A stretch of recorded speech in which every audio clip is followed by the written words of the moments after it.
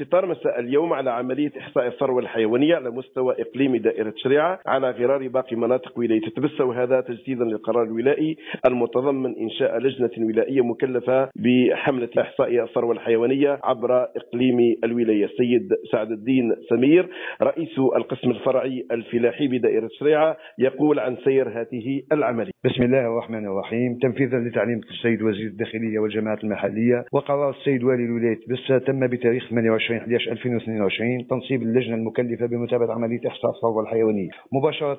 تم مباشرة العمل الميداني عبر تكليف فرق متنقلة عبر إقليم دائرة شريعة تضم أطباء بياطرة ومهندسين فلاحيين وتقنيين، وكذلك الاستعانة بالأطباء البياطرة الخواص بالاعتماد على عامل الخبرة.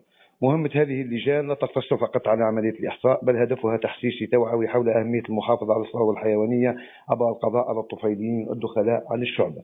رغم الظروف التي صاحبت لعملية الإحصاء ونظرا لشساعة مساحة الدائرة، إلا أن العملية تعتبر إيجابية بنسبة كبيرة، وإطارات القسم الفرعي الفلاحي على قدم وساق لضبط الأرقام الحقيقية بالتنسيق مع مصالح دائرة الشريعة. عن مشاركة البياطرة الخواص في إنجاح هذه العملية يقول الطبيب البيطري فتاح زرفاوي للإذاعة: قمنا نحن البياطرة الخواص بتطوع في حملة الإحصاء الوطنية مع البياطرة المفتشين. عملية إحصاء الثروة الحيوانية تأتي من أجل الكشف عن الموالين المزيفين الذين استفادوا من دعم الدولة على حساب المربين الحقيقين للماشية، يقول الطبيب البيطري عبد الغني الوافي للإذاعة. بحكم خبرتنا بالمناطق قمنا بمساعدة القسم الفرعي الفلاحي في عملية الإحصاء وتوعية الموالين، وهذا هدفنا القضاء على الموالين الطفيليين وإنجاح عملية الإحصاء. وشكرا. لإذاعة الجزائر من تبسة راسلكم أحمد بوقرة، إلى اللقاء. السلام عليكم.